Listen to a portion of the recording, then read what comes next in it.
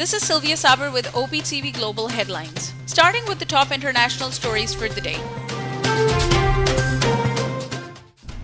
Pakistan's Prime Minister Imran Khan and National Assembly Speaker Asad Kaisar have extended their felicitations respectively to Canadian Prime Minister Justin Trudeau on the National Day of Canada. The Prime Minister hoped that the relationship between Canada and Pakistan will continue to deepen in the years to come.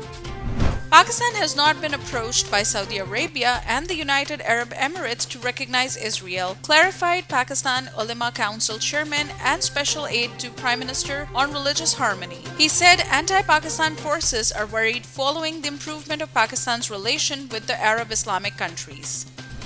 Pakistani and Indian officials exchanged the list of the nationals languishing in each other's jail. Pakistan shared the list mentioned that 609 Indian prisoners, including 51 civilians and 558 fishermen. Similarly, the government of India shared the list of 345 Pakistani prisoners in the country, including 271 civilians and 74 fishermen. More than 100 human rights and anti-war organizations have urged U.S. President Joe Biden to demand an end to the unlawful program of lethal strikes outside any recognized battlefield, including through the use of drones, in a joint letter. The U.S.'s lethal airstrikes in non-battlefields have exacted an appalling toll on Muslim, brown and black communities in multiple parts of the world, the group said. U.S. President Joe Biden drew on his experiences with grief and loss to comfort families affected by the Florida condo collapse. Addressing some of the families touched by the tragedy, Biden spoke in deeply personal terms and told them to never give up hope a week after the building came down. The United States on Turkey to a list of countries that are implicated in the use of child soldiers over the past year, placing a NATO ally for the first time in such a list. The U.S. State Department determined in its 2021 trafficking in persons that Turkey was providing tangible support to a fraction of Syrian opposition that Ankara has long supported. Up next, we have the national updates. Chief of Army Staff General Qamar Javed Bajwa said that Pakistan will not give air bases to the US if the government has decided against it. The Army chief was responding to questions posed by journalists after he had attended a military and intelligence briefing parliamentarians on national security and the Afghanistan situation. Permanent representative of Pakistan to the United Nations Ambassador Munir Akram called on the Chief of Army Staff General Qamar Javed Bajwa at General Headquarters. According to the ISPR, during the meeting, matters of mutual interests, overall regional security situation, including the Afghanistan reconciliation process and Kashmir dispute, were discussed. International Crisis Group report gives Pakistan tips on how to handle Afghan peace process and its possible implications. The ICG report advised Pakistan to ease tensions with the Kabul government and build trust with the Ghani administration for cooperation. Former Chief Minister of Sindh Arbab Ghulam Rahim has joined the PTI after meeting Prime Minister Imran Khan. The Prime Minister has tasked me with organizing the party in Sindh, said the former Chief Minister. Pakistan Muslim League Nawaz Vice President Maryam Nawaz will be visiting Azad Jammu and Kashmir from July 8 to 19 to lead the party's election campaign there. As per schedule, Maryam Nawaz will address the public meeting at Muzaffarabad on July 8th, followed by two other meetings at Neelam Valley on July 8th and 10th.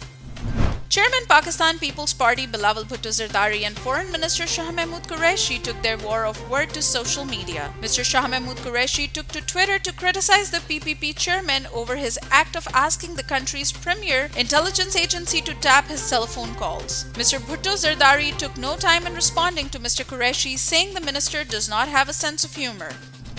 Up next, we have the health updates. As the National Command and Operations Center has expressed fears that COVID-19 cases may include during Eid al-Adha holidays, China handed over 200 mobile oxygen concentrators to Pakistan. The National Disaster Management Authority chairman, on behalf of the people and the government of Pakistan, thanked the people and the government of China for donating the oxygen concentrators. Pakistan reported 1,277 new cases of the novel coronavirus over the past 24 hours, marking a second day of 1,000-plus daily new cases and the third consecutive day with the potential positivity rate above 2%. According to the National Command and Operations Center, the number of active cases in the country stands at 31,910. The number of deaths linked to coronavirus in India has moved past the 400,000 mark as the country tries to speed up its vaccination drive. Less than 5% of the country's population has been fully vaccinated since the beginning of the drive. The country has recorded 30 million cases, second only to the US. Up next, we have the sports updates.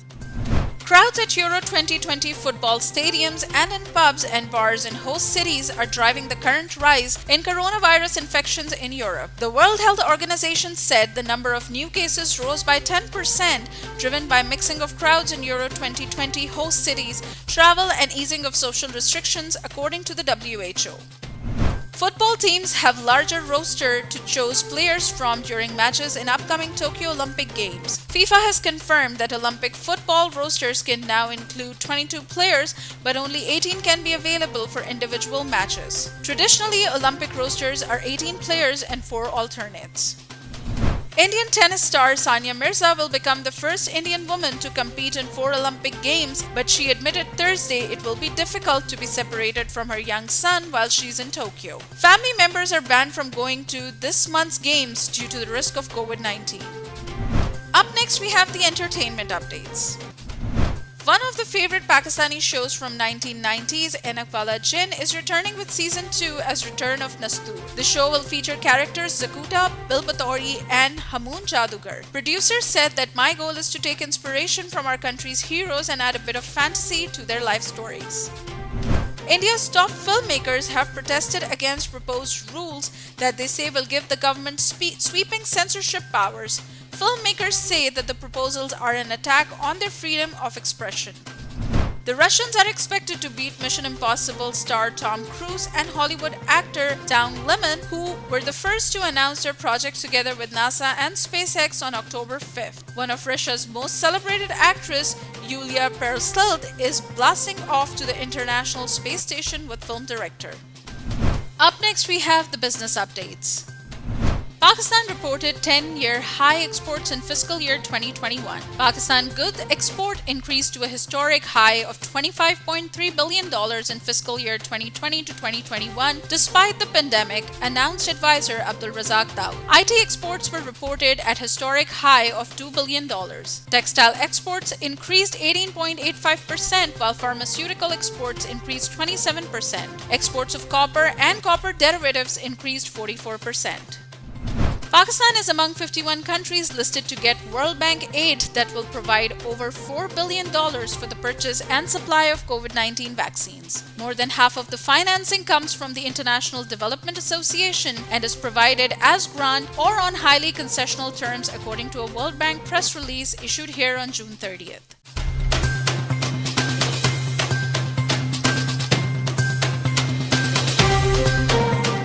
That's all from this bulletin. For more updates, do stay with us and keep watching OpTv Global.